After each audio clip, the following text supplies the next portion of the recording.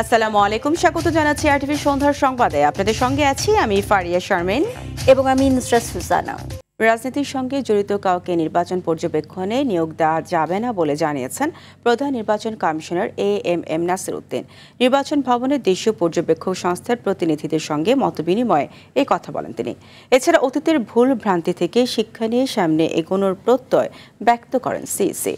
এ সময় নির্বাচনে এআইয়ের ঝুঁকি থাকায় ডিজিটাল পর্যবেক্ষণের দাবি জানিয়েছেন পর্যবেক্ষকরা। নাজমুল হুদার রিপোর্ট। ত্রয়োদশ জাতীয় সংসদ নির্বাচন ঘিরে অংশীজনদের সঙ্গে চলমান আলোচনার অংশ হিসেবে দেশীয় বিভিন্ন পর্যবেক্ষক সংস্থার প্রতিনিধিদের সঙ্গে মত বিনিময় করে নির্বাচন কমিশন। এ সময় পর্যবেক্ষকরা দায়িত্ব পালনের সময় নিরাপত্তা চেয়ে সুষ্ঠু ভোটের পরিবেশ দাবি করেন। গণভোট যদি একই দিনে হয় তাহলে তাদের ভোটটা এবং গণনাটা কি পদ্ধতিতে হবে এটা কিন্তু ক্লিয়ার করা দরকার জনগণের সামনে, তাহলে মানুষ বুঝতে পারবে না। অবজারভারদের সিকিউরিটিটা কিন্তু একটু এনশিওর করা প্রয়োজন। যারা অবজার্ভ করে এদিকে ঠিক মতো আসলে তাদেরকে প্রতিপক্ষ মনে করে অনেক সময়, সেই জন্য তাদের সিকিউরিটিটা গুরুত্বপূর্ণ। এতে নির্বাচন কমিশনার আবুল ফজল মোহাম্মদ সানাউল্লাহ বলেন, দেশের ইতিহাসে ২৬ সালে সবচেয়ে স্বচ্ছ নির্বাচন দিতে চায় ইসি। এতে কেউ ব্যত্যয় ঘটালে ন্যূনতম ছাড় দেওয়া হবে না। বাংলাদেশের ইতিহাসে সবচেয়ে স্বচ্ছ নির্বাচন হতে যাচ্ছে ২০২৬ সালে। নির্বাচন কমিশন স্বচ্ছ থাকবে, নির্বাচন কমিশনের চেনে যারা কাজ করবে তারা স্বচ্ছ থাকবে। সুতরাং আপনাদের কাজ করার প্রথম ক্ষেত্রটাই থাকবে অত্যন্ত স্বচ্ছ। এ সময় পর্যবেক্ষকদের সহযোগিতা প্রত্যাশা করে সিইসি বলেন, সংশ্লিষ্টরা সঠিক দায়িত্ব পালন না করলে নির্বাচন সুষ্ঠু হবে না। যদি কোনোখান থেকে একটা রিপোর্ট আসে যে আপনার ইলেকশন অবজারভার এটা রাজনৈতিক দলের পক্ষে হয়ে কাজ করছে, এখানে ইনফ্লুয়েন্স করছে, তাহলে কিন্তু great damage down to your reputation. সুতরাং আপনারা প্লিজ মেক শিওর যে আপনাদের লোকজন যাতে টোটালি ইম্পার্শিয়াল থাকে, এবং এদেরকে বলবেন যে আমরা ইলেকশন কমিশন আমাদের এজেন্ডা একটাই, একটি স্বচ্ছ ও সুন্দর নির্বাচন উপহার দিতে জাতির কাছে কমিশন ওয়াদাবদ্ধ বলে জানান সিইসি। নাজমুল হুদা, আরটিভি, ঢাকা। ছাড়াই ২৬শে নির্বাচন অনুষ্ঠিত হবে বলে আশা প্রকাশ করেছেন বিএনপি মহাসচিব মির্জা ফখরুল ইসলাম আলমগীর। তিনি বলেন, নির্বাচন ব্যাহত হতে পারে এমন পরিস্থিতি তৈরি হয়নি। দলটির স্থায়ী কমিটির সদস্য বেগম সেলিমা রহমানের অভিযোগ, একটি দল নির্বাচন বানচালে এখনও ষড়যন্ত্র করছে। রুদ্র রফিকের রিপোর্টে থাকছে বিস্তারিত।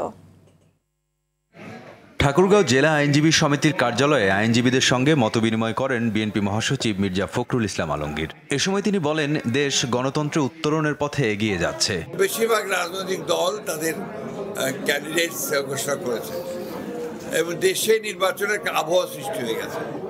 সুতরাং আমরা অত্যন্ত আশাবাদী যে কোনো রকম ঝামেলা ছাড়াই ২৬শে ফেব্রুয়ারির প্রথম দিকে বা মধ্যবর্তী সময়ে নির্বাচন অনুষ্ঠিত হবে। দেশের বর্তমান আইন শৃঙ্খলা পরিস্থিতি নিয়ে সন্তোষ প্রকাশ করেন তিনি।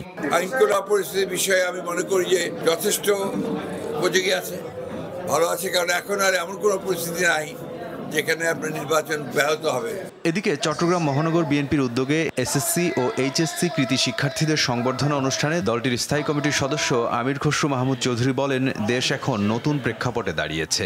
আমরা যারা রাজনীতি করি তাদেরকে চিন্তা করতে হবে, এই যে প্রত্যাশা, যে আকাঙ্ক্ষা, আকাশচুম্বী আকাঙ্ক্ষা জেগেছে, এটার প্রতিফলন অবশ্যই আগামী রাজনীতিতে থাকতে হবে। অন্যদিকে বগুড়ায় নারী ও শিশু ফোরাম আয়োজিত সমাবেশে স্থায়ী কমিটির আরেক সদস্য বেগম সেলিমা রহমান অভিযোগ করেন, একটি দল ধর্মের নামে সাধারণ মানুষকে বিভ্রান্ত করছে। নির্বাচন বানচাল করার জন্য একটি ষড়যন্ত্রকারী দল নেমেছে। এই যে আমার বোন বলল জান্নাতের টিকিট পাওয়া যায়, আরে ভাই, জান্নাতের টিকিট যদি দল করলে পাওয়া যায় তাহলে আমাদের নামাজ রোজা করতে হতো না। কারো কথায় বিভ্রান্ত না হয়ে দেশের উন্নয়নের সত্যিকার ইতিহাস জানার আহ্বান জানান সেলিমা রহমান। রুদ্র রফিক, আরটিভি, ঢাকা। একটি বিশেষ দলের দাবিতে পুলিশ সুপারদের লটারির মাধ্যমে রদবদল করা হয়েছে বলে মন্তব্য করেছেন বিএনপির স্থায়ী কমিটির সদস্য নজরুল ইসলাম খান। আগারগাঁও নির্বাচন ভবনে প্রধান নির্বাচন কমিশনার AMM নাসির উদ্দিনের সঙ্গে বৈঠকের পর এই মন্তব্য করেন তিনি। এ সময় অবাধ, সুষ্ঠু ও নিরপেক্ষ নির্বাচনে বিএনপি সহযোগিতা করবে বলেও জানান তিনি। এছাড়া সিইসিকে বিগত সরকারের সময় দুর্নীতি, অনাচারের মাধ্যমে পাসপোর্টধারীদের ভোটার না করার আহ্বান জানান। পাশাপাশি পোস্টাল ব্যালটে নিবন্ধনের সময় বাড়ানোর অনুরোধ করেন। এর আগে নজরুল ইসলাম খানের নেতৃত্বে 4 সদস্যের একটি প্রতিনিধি দল সিইসির সঙ্গে বৈঠক করেন।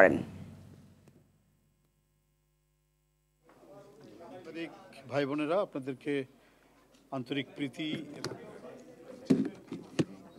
বিশেষ রাজনৈতিক দল এটা দাবি করেছে যে বদলি যেন লটারির মাধ্যমে করা হয়। এই নিয়ে স্পেসিফিক কিছু বলতে হলে এটা আমাদের দলের পক্ষ থেকে বলবে। জুলাই সনদ ও গণভোট নিয়ে সংকট কিছুটা কেটে যাওয়ায় রাজনৈতিক দলগুলো এখন পুরোপুরি নির্বাচনী মাঠে। নানাভাবে নিজেদের অবস্থান জানান দিচ্ছেন প্রার্থীরা। নির্বাচন সুষ্ঠু ও শান্তিপূর্ণ করতে সরকারকে আরও সোচ্চার হওয়ার আহ্বান নেতাদের। আগামী নির্বাচন দেশে গণতন্ত্র পুনঃপ্রতিষ্ঠার পথ খুলে দেবে বলছেন বিএনপির নেতারা। দেখুন রুদ্র রফিকের রিপোর্ট। সংসদ নির্বাচনের দিনই গণভোটের আয়োজন করা হবে। জাতির উদ্দেশ্যে প্রধান উপদেষ্টার ভাষণের পর জুলাই সনদ ও গণভোট নিয়ে মতবিরোধ কিছুটা কমে আসায় রাজনৈতিক দলগুলো এখন পুরোদমে ভোটের মাঠে। অন্যদিকে গণহত্যার দায়ে শেখ হাসিনার বিচার নির্বাচনী পালে আরও হাওয়া দিয়েছে। ডিসেম্বরের শুরুতে তফসিল ঘোষণার লক্ষ্যে এরই মধ্যে রাজনৈতিক দলগুলোর সঙ্গে সংলাপ শুরু করেছে নির্বাচন কমিশন। অবাধ, সুষ্ঠু ও গ্রহণযোগ্য নির্বাচন নিশ্চিত করতে কমিশন রাজনৈতিক দলের মতামত, পরামর্শ ও সুপারিশ গ্রহণ করছে। গ্রহণযোগ্য নির্বাচন নিশ্চিত করার জন্য আপনারাও।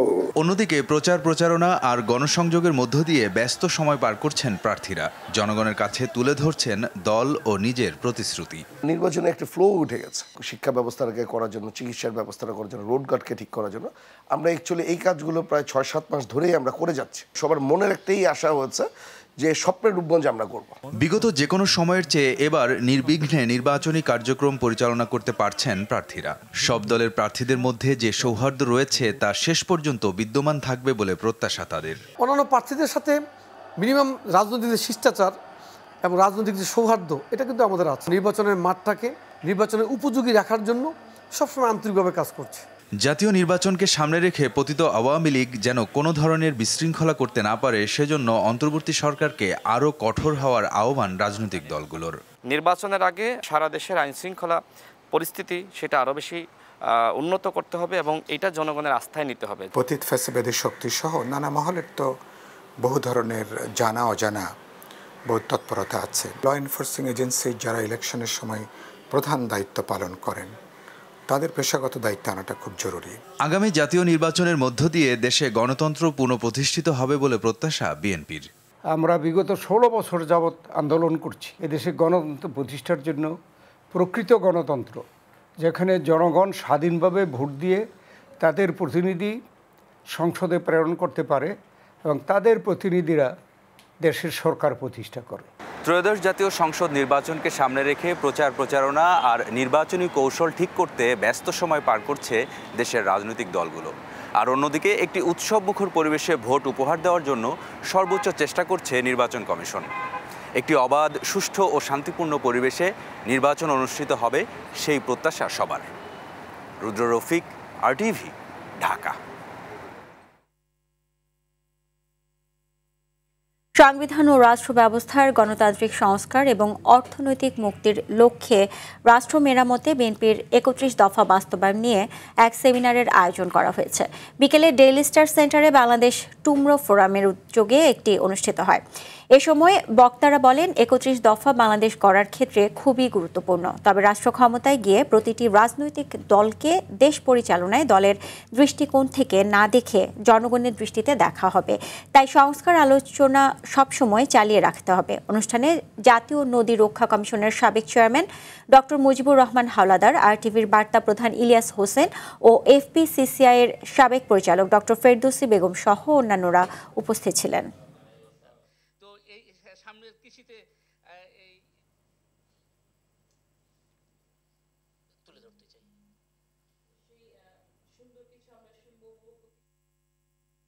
গণভোট অধ্যাদেশের খসড়া নীতিমালার অনুমোদন দিয়েছে উপদেষ্টা পরিষদ।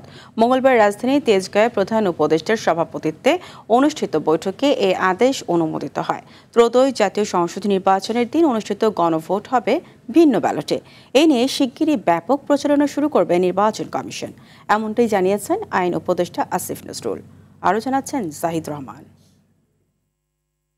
রাজধানীর তেজগাঁয়ে প্রধান উপদেষ্টা সভাপতিত্বে তার নিজ কার্যালয়ে উপদেষ্টা পরিষদের সভায় খসড়া গণভোট অধ্যাদেশের চূড়ান্ত অনুমোদন দেওয়া হয়। এ নিয়ে ফরেন সার্ভিস একাডেমিতে সংবাদ সম্মেলনে আইন উপদেষ্টা জানান, জাতীয় সংসদ নির্বাচনের ব্যালট সাদা হলেও গণভোটের কাগজ হবে রঙিন। জুলাই সনদ বাস্তবায়নে ইতিমধ্যে সব রাজনৈতিক দল যে 30টি প্রস্তাবে সম্মতি দিয়েছে তার ভিত্তিতে 4টি প্রশ্নের জবাবে এক কথায় হা না ভোট দিতে হবে বলে জানান আইন উপদেষ্টা। আমি বলতে পারি যে কোনো রাজনৈতিক দলের জন্যই খুব অসহনীয় কোনো কিছু এখানে রাখা হয়নি। ধরুন কোনো একটা দলকে যখন ভোট দেন বা প্রার্থীকে যখন ভোট দেন, ওনার কি সব কিছু পছন্দ করেন? সব করেন? সব তো করেন না। আপনি বিচার করেন ওনার অপছন্দনীয় ব্যাপার কতগুলো আছে, পছন্দনীয় কতগুলো আছে, কম্পারেটিভলি বিচার বিবেচনা করে আপনি ভোট দেন। এখানে ওই 4টা প্রস্তাব সংস্কার প্রস্তাব, সবগুলাই সংস্কার প্রস্তাব। তো 4টা প্রস্তাব বিবেচনা করে আপনার যদি মনে হয় আপনি অধিকতর সম্মত তাহলে হা দিবেন, আর যদি অধিকতর অসম্মত তাহলে না দিবেন। পোস্টাল ব্যালটে ভোট এবং একই দিনে গণভোট সরকারের জন্য বড় চ্যালেঞ্জ বলেও মন্তব্য করেন আসিফ নজরুল। গণভোটের ব্যালটটা হবে ভিন্ন কালারের, যাতে কেউ কনফিউজ না হয়। ব্যাপক প্রচারণা আগামী 2-3 দিনের মধ্যে শুরু হবে। নির্বাচন কমিশন ব্যাপক প্রস্তুতি নিয়েছে, আমি জানি এই প্রচারণার জন্য। আমাদের সরকারের পক্ষ থেকে আমাদের সংস্কৃতি উপদেষ্টা মোস্তফা সরোয়ার ফারুকী আছেন, অন্যান্য যারা কনসার্ন আছেন তারা মিলে ব্যাপকভাবে করবেন। তথ্য মন্ত্রণালয় করবে, আমাদের এই যে আমাদের শফিক সাহেব আছে, প্রধান উপদেষ্টার যে প্রেস টিম আছে, সবাই মিলে করব। আমরা প্রত্যেকটা মানুষ যেন এটা বুঝতে পারে, এই মাত্রায় প্রচারণা করব। আমরা এই ব্যাপারে দৃঢ় প্রতিজ্ঞ। এই সময় নির্বাচন কমিশন সচিব জানান, ত্রয়োদশ জাতীয় সংসদ নির্বাচন এবং গণভোট একই দিনই করতে সব রকম প্রস্তুতি রয়েছে তাদের, এখন বাস্তবায়নের অপেক্ষা। আর আমাদের যে বিভিন্ন পর্যায়ের যে প্রশিক্ষণ যেটা আছে, সে প্রশিক্ষণ কার্যক্রমগুলো চলছে। আমরা কয়েকদিন আগে উপজেলা নির্বাহী কর্মকর্তাদের প্রশিক্ষণটা কমপ্লিট করেছি। এখন আমরা ক্রমাগতভাবে যারা প্রিজাইডিং অফিসার হবেন, অ্যাসিস্ট্যান্ট প্রিজাইডিং অফিসার হবেন, পোলিং অফিসার হবেন, তাদের জন্য আমরা যে প্রশিক্ষণের ব্যবস্থাটা নেওয়া হচ্ছে এবং আমরা যত সময় এটা করতে পারবো বলে বিশ্বাস করি। জাহিদ রহমান, RTV, ঢাকা। অতীতের নখদন্তহীন বাঘ হিসেবে পরিচিত দুদকের নখ ও দাঁত এখনও পুরোপুরি গজায়নি। 21তম প্রতিষ্ঠা বার্ষিক উপলক্ষে মতবিনিময় সভায় এমন মন্তব্য করেছেন দুদক চেয়ারম্যান আব্দুল মোমেন। তিনি বলেন, আগামীতে দুদকে কেউ চাপ সৃষ্টি করলে তাদের নাম প্রকাশ করা হবে। গণঅভ্যুত্থানের পর দায়িত্ব নেওয়া বর্তমান কমিশন জানান, গেল 1 বছরে প্রায় 26,000 কোটি টাকার সম্পদ জব্দসহ নানা সফলতার কথা। আসন্ন জাতীয় নির্বাচনে কালো টাকার দৌরাত্ম্য থাকতে পারে আশঙ্কা করে দুদক চেয়ারম্যান বলেন, প্রার্থীদের হলফনামায় দৃষ্টি থাকবে দুদকের। গত 1 বছরে দুর্নীতির ধরনে পরিবর্তন এসেছে বলেও মন্তব্য করেছেন আব্দুল মোমেন। যতটা শার্প হওয়া দরকার ছিল ততটা শার্প এখনো হয়নি, নখও পুরোপুরি গজায়নি, মাঝামাঝি একটা পর্যায়ে আছে। আমরা আশা করি সবার সহায়তায় দন্ত সর্বস্ব এবং নখ সর্বস্ব প্রকৃত একটি ভালো প্রতিষ্ঠানে পরিণত হবে। যদি আপনি দুর্নীতিগ্রস্ত না হন, আপনার ঘাড় যদি সোজা থাকে, আপনি কিন্তু চাপ খুব কম ফিল করবেন এবং আপনাকে যারা চাপ দেবে তারাও চিন্তা করবে চাপ আমি দেবো কিনা। আমি বরং বলবো যে সামনে আগামী দিনগুলিতে যারা দুদকে অন্যায়ভাবে চাপ প্রয়োগ করেন, আমরা তাদের নামও প্রকাশ করে দেব। রাজধানীর মহাখালীর করাইল বস্তিতে আগুনের ঘটনা ঘটেছে। আগুন নেভাতে ফায়ার সার্ভিসের 11টি ইউনিট কাজ করছে। বিকেল 5:30টার দিকে আগুনের ঘটনা ঘটে বলে জানায় ফায়ার সার্ভিস। প্রাথমিকভাবে আগুন লাগার কারণ ও ক্ষয়ক্ষতির পরিমাণ এখনও জানা যায়নি। এছাড়া কেউ হতাহত হয়েছে কিনা এখনও জানা যায়নি বলে জানান ফায়ার সার্ভিস।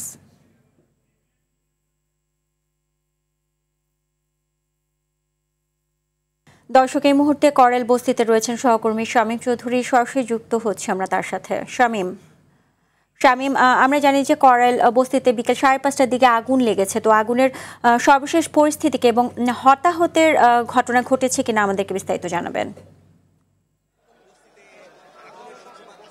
যে আপনি দেখতে পাচ্ছেন যে এই মুহূর্তে কিন্তু আগুনের লেলিহান শিখায় করাইল বস্তির বিভিন্ন ঘর বাড়ি পুড়ে যাচ্ছে। আমি যদি আপনাদেরকে একটু দেখাই যে দেখবেন যে আকাশ একদম ধোঁয়ার কুণ্ডলিতে ছেয়ে গেছে।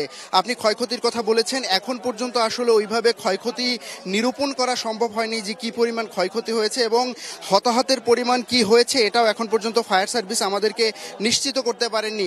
তবে এই 5:22 সময় আগুন লাগার ঘটনাটা কিভাবে ঘটেছে সে বিষয়েও ফায়ার সার্ভিসের কেউ আমাদের সঙ্গে কোনো কিছু নিশ্চিত করতে পারেনি। তবে একজন প্রত্যক্ষদর্শী আমরা পেয়েছিলাম, তিনি বলেছিলেন যে একটি ঘরে বৈদ্যুতিক কাজ চলছিল এবং সেখান থেকে একটি কাজ করতে গিয়ে বৈদ্যুতিক আগুনের ফুলকি একটা গ্যাসের সিলিন্ডারের উপর পড়ে যায় এবং এই গ্যাসের সিলিন্ডার থেকে পুড়ে যাওয়ার পর এটা ব্লাস্ট হওয়ার পরই এই আগুনের সূত্রপাত হয়। আপনি দেখতে পাচ্ছেন যে চারপাশের যে অগ্নিকাণ্ডের কুণ্ডলী, সেই কুণ্ডলিতে কিন্তু আকাশ একদম ছেয়ে যাচ্ছে এবং আগুন নিয়ন্ত্রণের জন্য ফায়ার সার্ভিসের ইতিমধ্যে কিন্তু 11টি ইউনিট কাজ করছে, কিছুতেই আসলে এখন পর্যন্ত আগুন নিয়ন্ত্রণে আনতে পারছে না। তবে এখানে যারা প্রত্যক্ষদর্শী ছিল তারা বলেছে যে শুরুতে যখন অগ্নিকাণ্ডের ঘটনা ঘটে সেই মুহূর্তে কিন্তু এই আগুন এতটা ছড়িয়ে যায়নি, কিন্তু পরক্ষণেই ফায়ার সার্ভিসের কর্মকর্তারা আসেন এবং আস্তে আস্তে করে এই আগুন ছড়িয়ে যাচ্ছে। আমি একটা জিনিস আপনার মাধ্যমে দর্শকদেরকে জানিয়ে রাখতে চাই, এখানে কিন্তু রাস্তাটা খুবই সরু এবং যারা উদ্ধারকর্মী রয়েছে এবং ফায়ার সার্ভিসের কর্মী যারা রয়েছে তারা কিন্তু এই মুহূর্তে এই রাস্তায় প্রবেশ করতে পারছে না, কারণ এইখানে উৎসুক জনতার ভিড় অনেক বেশি। সুতরাং এই ফায়ার সার্ভিসের যারা কর্মকর্তা রয়েছেন তারা কিন্তু আমাদেরকে বলেছেন যে আমাদের মাধ্যমে তারা এইখানে যারা উপস্থিত আছে তাদেরকে জানাতে বলেছে যে এখান থেকে যাতে মানুষ এবং যারা উদ্ধার কার্যক্রম চালাচ্ছে তারা যাতে এখানে এসে তারা যাতে এই উদ্ধার কার্যক্রম নির্বিঘ্নে পরিচালনা করতে পারে, সেই কারণে এখান থেকে যারা উৎসুক জনতা আছে তাদেরকে এখান থেকে ফেরত যেতে বলেছে। এখানে আসলে যে পরিমাণ অগ্নিকাণ্ডের ঘটনা ঘটেছে এবং যে পরিমাণে আগুন এখানে জ্বলছে তাতে মনে হয় যে ক্ষয়ক্ষতির পরিমাণটা অনেকটাই বেশি হতে পারে। এবং আরও একটা বিষয় আপনাদেরকে জানিয়ে রাখতে চাই, গত বছরের 22 ফেব্রুয়ারি কিন্তু সর্বশেষ এই করাইল বস্তিতে অগ্নিকাণ্ডের ঘটনা ঘটেছিল এবং এই অগ্নিকাণ্ডের ঘটনায় তৎকালীন সময়ে কিন্তু অনেক বেশি ক্ষতি হয়েছিল। আমরা ফায়ার সার্ভিসের যারা ছিল তাদের সঙ্গে কথা বলেছি, তারা বলেছে যে যত দ্রুত সম্ভব এই অগ্নিকাণ্ডের ঘটনা এই আগুন নিয়ন্ত্রণে আনার জন্য কিন্তু তারা কাজ করে যাচ্ছে এবং চেষ্টা করে যাচ্ছে। যদি এই 11টা ইউনিটেও সম্ভব না হয় এই আগুন নিয়ন্ত্রণে আনার জন্য, তাহলে কিন্তু তারা আরও উদ্যোগ নেবে এবং আরও এইখানে ইউনিট এনে তারপরে আগুন নিয়ন্ত্রণে আনার চেষ্টা করবে। আমি যদি আপনার মাধ্যমে দর্শকদেরকে একটু দেখাতে চাই, চারিদিক কিন্তু আগুন ছড়িয়ে পড়েছে এবং এই অগ্নিকাণ্ডে এই যে ধোঁয়া, এই ধোঁয়ায় কিন্তু আকাশ একদম ছেয়ে গেছে, চারপাশটা জ্বলছে। যেখান থেকে অগ্নিকাণ্ডের সূত্রপাত হয়েছে ঠিক সেই জায়গা থেকে অন্যান্য জায়গায় অর্থাৎ এর আশেপাশের যে ঘরবাড়িগুলো ছিল সেই ঘরবাড়িতেও কিন্তু অগ্নিকাণ্ডের ঘটনা ঘটেছে এবং একটা ঘর থেকে অন্য একটা ঘরে, এরপর পাশাপাশি আরও একটা ঘরে, এরকম করেই কিন্তু অগ্নিকাণ্ডের ঘটনা ছড়িয়ে গেছে। আপনি দেখতে পাচ্ছেন যে কি পরিমাণ আগুন এখানে জ্বলছে এবং এখন পর্যন্ত কিন্তু নিয়ন্ত্রণে আনার যে চেষ্টা করছে ফায়ার সার্ভিস, তারা কিন্তু আসলে এখন পর্যন্ত নিয়ন্ত্রণে আনতে পারেনি। আমরা দেখেছি ফায়ার সার্ভিসের এখানে করাইল বস্তির যেহেতু লেক পারের ঘরগুলোতে এখানে অগ্নিকাণ্ডের ঘটনা ঘটেছে, আমরা দেখেছি লেকে তারা স্যালো মেশিন বসিয়ে কিন্তু তারা সেখান থেকে পানি সংগ্রহ করে আগুন নিয়ন্ত্রণে আনার চেষ্টা করেছে এবং তারা কিন্তু তাদের যেই আগুন নিয়ন্ত্রণে আনার যে কাজ সেটা কিন্তু অব্যাহত রেখেছে। তারা নিরবিচ্ছিন্নভাবে তারা কিন্তু অগ্নিকাণ্ড এই নিভৃতের জন্য কাজ করে যাচ্ছে। আমি আরও একটা বিষয়ে আপনাকে জানিয়ে রাখতে চাই, এখানে যে আগুন লেগেছে আমরা কিছুক্ষণ আগে দেখেছি যারা এখানে বাস করেন তারা কিন্তু তাদের মালামালগুলো এখান থেকে সরিয়ে অন্যত্র নেয়ার চেষ্টা করছেন, কারণ যেখানে আগুনের ঘটনা ঘটেছে তার আশেপাশের ঘরগুলোও কিন্তু এখন ঝুঁকিপূর্ণ অবস্থায় রয়েছে। যে কোনো সময় আগুন আরও ছড়িয়ে যেতে পারে এবং এক ঘর থেকে আরও একটা ঘরে ছড়িয়ে যেতে পারে, সেই কারণে কিন্তু ওই সব ঘরে যারা বাস করেন তাদের কিন্তু ক্ষয়ক্ষতি হওয়ার সম্ভাবনা রয়েছে। সে কারণেই এখানে উপস্থিত যারা আছেন অর্থাৎ এখানে যারা বাস করেন তারা কিন্তু তাদের মালামাল নিরাপদ স্থানে নিয়ে যাওয়ার জন্য আপ্রাণ চেষ্টা করে যাচ্ছেন। আমি আবারও আপনাদেরকে জানাতে চাই, এই মুহূর্তে আমরা দেখতে পাচ্ছি যে ফায়ার সার্ভিসের লোকজন অনেক বেশি তৎপর রয়েছে, তারা কিন্তু পরিমাণ চেষ্টা করছে এবং তারা জিনিস বারবার বলছে, এই আশেপাশে অর্থাৎ উৎসুক জনতা যারা রয়েছে, যারা রাস্তা ভিড় করে রয়েছেন, তাদের কারণে কিন্তু এই আগুন নিভানো ক্ষতিগ্রস্ত সম্ভব হচ্ছে না। তারা খুব ঘটনাস্থলে পৌঁছতে পারছেন না দেখে কিন্তু আগুন আরও ছড়িয়ে যাওয়ার সম্ভাবনা রয়েছে। সে কারণে ফায়ার সার্ভিসের পক্ষ থেকে এবং স্থানীয় যারা এখানে উদ্ধার কাজ করছেন তাদের পক্ষ থেকে একটা কথা বারবার বলা হয়েছে, যারা উৎসুক জনতা এখানে রয়েছে তাদেরকে কিন্তু এখান থেকে রাস্তাটা পরিষ্কার করে দেওয়া, অর্থাৎ রাস্তা যাতে খালি থাকে এবং যাতে উদ্ভট তৎপরতা চালাতে পারে সেই ধরনের পরিস্থিতি তৈরি করে দেওয়ার জন্য উৎসুক জনতার কাছে তারা কিন্তু নিবেদন করছে। আমি যদি আপনাকে একটু আগুনের ঘটনাটা আরো একটু চারপাশটা ঘুরিয়ে দেখাই, আগুন কিন্তু এখন পর্যন্ত নিয়ন্ত্রণে আনার কোনো সম্ভাবনা আমরা দেখছি না, বরঞ্চ আগুন কিন্তু আরো বেশি ছড়িয়ে যাচ্ছে।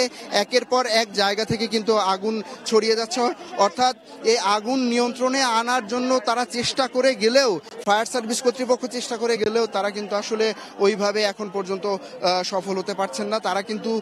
তারা কিন্তু পানি দিয়ে এই আগুন নিভৃতের জন্য, পানি দিয়ে এই আগুন নেভানোর জন্য যথেষ্ট পরিমাণ চেষ্টা করছেন এবং তারা কিন্তু অনেক বেশি তৎপর রয়েছেন। আমরা কিন্তু দেখেছি যে শুধুমাত্র ফায়ার সার্ভিস এখানে যে গুলশান লেকের পানি দিয়ে এই আগুন নেভানোর চেষ্টা করছেন বিষয়টা কিন্তু তেমন নয়।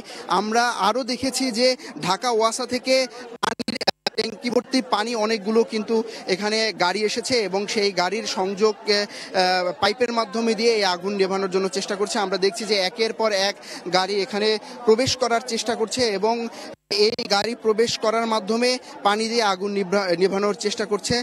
এখন পর্যন্ত কিন্তু ধোঁয়ায় একদম কুণ্ডলিতে আকাশ ছেয়ে গেছে। আপনি দেখতে পাচ্ছেন যে আগুন কিন্তু দাউ দাউ করে জ্বলছে এবং একের পর এক ঘরবাড়ি কিন্তু জ্বালিয়ে দিচ্ছে, আমরা এখানে দেখতে পাচ্ছি। তবে উদ্ধার তৎপরতা যেটা আছে সেটা কিন্তু এখনো থেমে নেই, উদ্ধার তৎপরতা কিন্তু চলছে। ফায়ার সার্ভিস কিন্তু তাদের যথেষ্ট পরিমাণ চেষ্টা করছে এবং এখানে যারা স্বেচ্ছাসেবক হিসেবে এই এলাকার উদ্ধার কর্মীরা কাজ করছেন তারাও কিন্তু যথেষ্ট পরিমাণ চেষ্টা করে যাচ্ছেন যে উদ্ধার কিভাবে করা যায়, অর্থাৎ জানমালের যাতে ক্ষতি না হয় এবং আগুন কিভাবে নিয়ন্ত্রণ করা যায়, তারা কিন্তু সেই চেষ্টাটাই করছেন।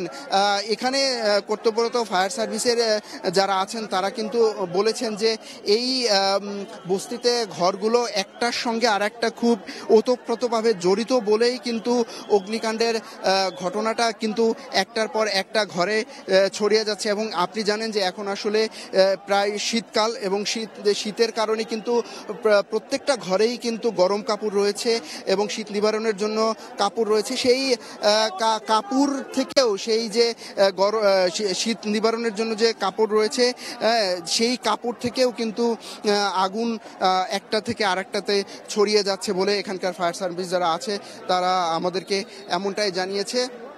আপনারা দেখতে পাচ্ছেন যে আপনার মাধ্যমে দর্শকদেরকে জানিয়ে রাখতে চাই যে আগুনের লেলিহান শিখা কিন্তু আরো ছড়িয়ে যাচ্ছে। তবে উদ্ধার তৎপরতা কিন্তু চলছে।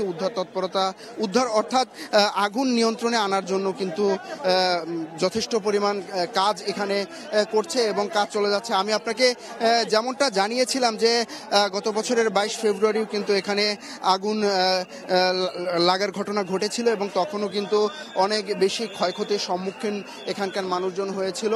আমরা যে জিনিসটা বলতে চাই সেটি হচ্ছে যে যেখানে আগুন লেগেছে তার আশেপাশে কিন্তু বৈদ্যুতিক খুঁটি রয়েছে, অর্থাৎ এই বৈদ্যুতিক খুঁটিতে যদি আগুন বৈদ্যুতিক খুঁটি পর্যন্ত ছড়িয়ে যায় তাহলে কিন্তু আরও বেশি ক্ষয়ক্ষতি হওয়ার সম্ভাবনা থেকে যায়। তবে ফায়ার সার্ভিস এখানে আশা করছেন যে খুব দ্রুতই তারা এই আগুন নিয়ন্ত্রণে আনতে পারবেন যাতে জানমালের ক্ষয়ক্ষতি খুব বেশি একটা না হয়, সেই চেষ্টাই কিন্তু তারা করে যাচ্ছেন। আপনি দেখতে পাচ্ছেন যে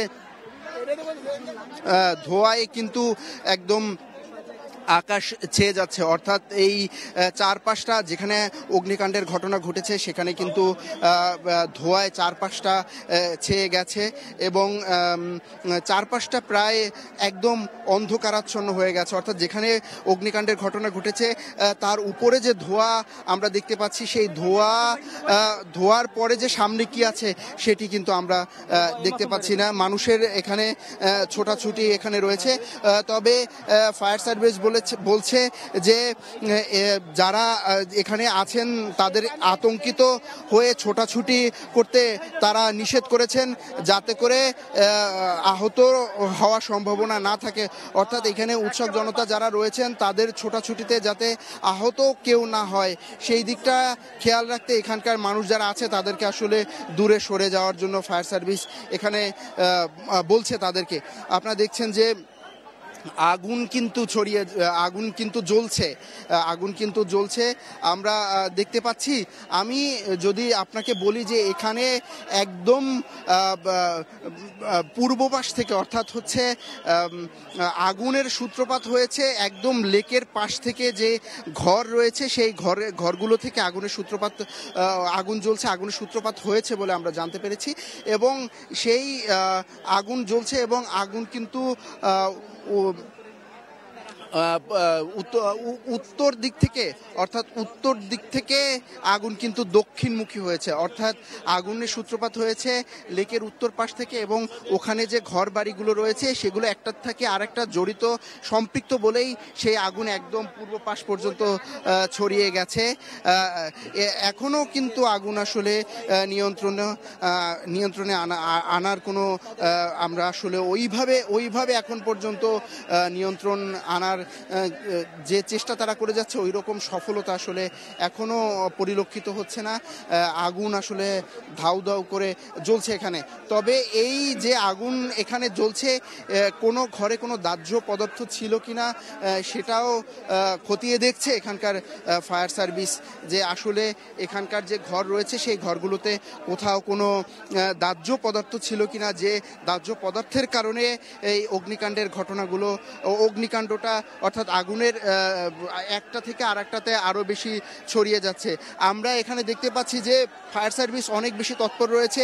এখানকার যারা স্বেচ্ছাসেবক রয়েছেন সেই স্বেচ্ছাসেবকরাও খুব তৎপর রয়েছেন, তারা খুবই চেষ্টা করছেন এখানে আগুন নিয়ন্ত্রণে আনার জন্য। আগুন কিন্তু জ্বলেই যাচ্ছে। আগুন থামার কোনো এখন পর্যন্ত ওইভাবে লক্ষণ দেখছি না। তবে ফায়ার সার্ভিস যেখানে পানি দিয়ে আগুন একটু নিয়ন্ত্রণে আনছে, অন্য পাশ থেকেই কিন্তু আবার আগুন জ্বলছে। আবার ওই পাশ থেকে আগুন কিছুটা নিয়ন্ত্রণে আনতে পারলেও আবার আরেক পাশ থেকে কিন্তু আগুনের সূত্রপাত হচ্ছে। এভাবেই করে কিন্তু আগুন জ্বলছে। ফায়ার সার্ভিস তৎপর রয়েছে, ফায়ার সার্ভিস যথেষ্ট পরিমাণ চেষ্টা করছে তারা এখানে আগুন নিয়ন্ত্রণে আনার জন্য। এবং এখানকার যারা এখানে স্বেচ্ছাসেবক রয়েছেন, যারা এখানে চাচ্ছেন যে আগুনটা খুব দ্রুত নিভে যাক, এবং তারা কিন্তু সেই চেষ্টাটাই চালিয়ে যাচ্ছেন যে আগুন যাতে খুব দ্রুত নিয়ন্ত্রণে আসে এবং যাতে এখানকার এই যে মালের ক্ষতি বেশি না হয় সেই চেষ্টাটাই কিন্তু তারা করে যাচ্ছেন। আমরা দেখতে পাচ্ছি যে এখানে উদ্ধার তৎপরতা চালানোর জন্য যারা স্বেচ্ছাসেবক এবং ফায়ার সার্ভিসের কর্মকর্তা এবং ফায়ার সার্ভিসের সদস্যরা রয়েছেন, তারা কিন্তু একদম সামনে থেকে পথ কিছুটা আটকে দিয়েছে, কারণ যাতে করে এখানে খুব সহজেই মানুষজন প্রবেশ করতে পারে এবং আগুন নিয়ন্ত্রণে আনতে পারে। সে কারণেই এই রাস্তাটা যারা বন্ধ করে রেখেছে উৎসুক জনতা তাদেরকে কিন্তু সরিয়ে দিচ্ছে। আপনারা জানেন যে বিকেল থেকেই, অর্থাৎ বিকেলে আমরা যতটা জানতে পেরেছি এখানকার অসংখ্য ধন্যবাদ শামীম আপনাকে। আপনি সাবধানে সেখানে সংবাদ সংগ্রহ করতে থাকুন। আমরা পরবর্তীতে আবার আপনার সাথে সংযুক্ত হব আরও সংবাদ জানার জন্য। চট্টগ্রাম বন্দরের নিউ মোরিং কন্টেইনার টার্মিনাল পরিচালনায় বিদেশি কোম্পানির সঙ্গে চুক্তির বৈধতা চ্যালেঞ্জ করা রিটের রায় আগামী 4 ডিসেম্বর। মঙ্গলবার এ তারিখ নির্ধারণের পর অ্যাটর্নি জেনারেল বলেন, এডিটের পেছনে হুলো বিড়াল কাজ করছে। আর রিটকারীর আইনজীবীরা মনে করেন এ ধরনের জাতীয় সিদ্ধান্ত অন্তর্বর্তী সরকারের নেওয়া উচিত নয়। জি এম মাহমুদ জানাচ্ছেন বিস্তারিত। বাংলাদেশের গুরুত্বপূর্ণ কন্টেইনার টার্মিনাল নিউ মোরিং এর পরিচালনার দায়িত্ব বিদেশি কোম্পানির হাতে তুলে দেওয়ার প্রাথমিক সিদ্ধান্ত নিয়ে পক্ষে বিপক্ষে চলছে নানা আলোচনা। এই সিদ্ধান্তকে চ্যালেঞ্জ করে যুব অর্থনীতিবিদ ফোরামের সভাপতি মির্জা ওয়ালিদ হোসাইন একটি রিট করেন। এর পরিপ্রেক্ষিতে গত 30 জুলাই এ বিষয়ে রুল জারি করে হাইকোর্ট।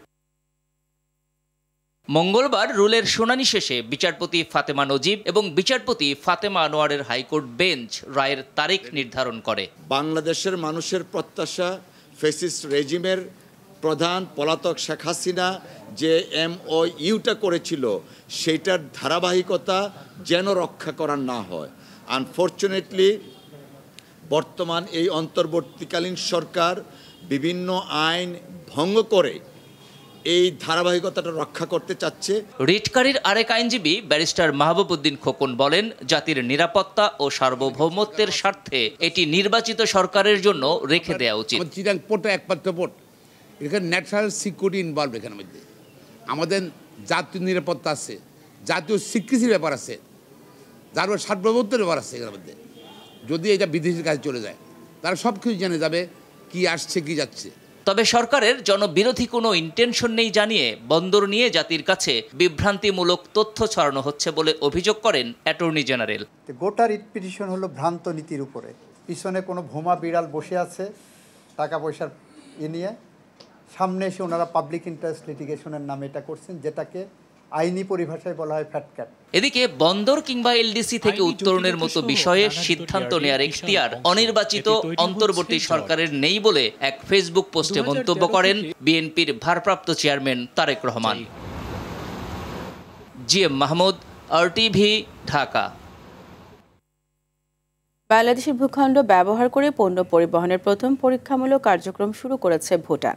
ভুটানের সাথে ট্রান্সশিপমেন্ট চুক্তি হয়েছে 2 বছর আগে। জটিলতা কাটিয়ে অবশেষে শুরু হয় প্রথম পরীক্ষামূলক পণ্য পরিবহন। চট্টগ্রাম বন্দর থেকে 15 টনের একটি চালান নিয়ে বুড়িমারি স্থলবন্দর হয়ে এবং ভারতের ভূখণ্ড ব্যবহার করে ভুটানে যাবে এই পণ্য। চট্টগ্রাম থেকে সাইফুল মাহমুদের পাঠানো তথ্যচিত্রে বিস্তারিত জানাচ্ছেন আবরার মাহি।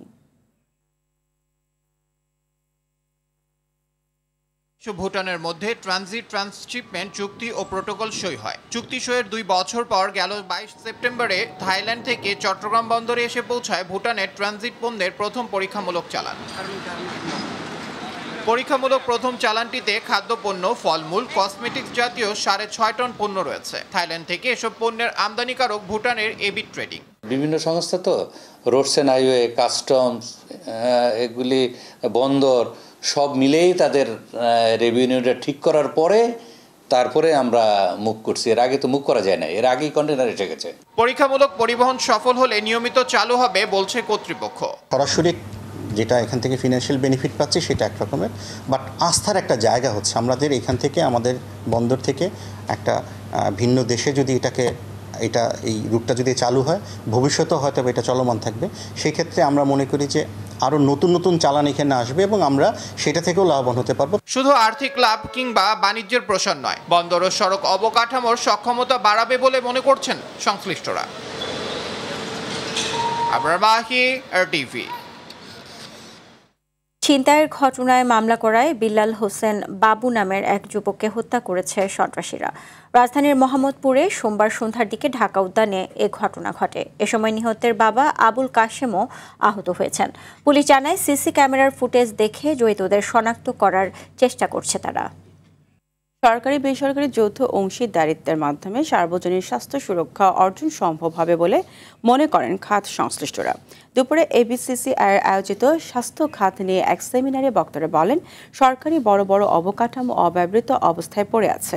কোথাও অবকাঠামো আছে কিন্তু চিকিৎসক নেই, আবার কোথাও চিকিৎসক আছে নার্স নেই, যন্ত্রপাতি আছে কিন্তু টেকনিশিয়ান নেই। এক্ষেত্রে বেসরকারি খাতকে সম্পৃক্ত করলে স্বাস্থ্য খাত আরও এগিয়ে যাবে বলে মনে করেন বক্তারা।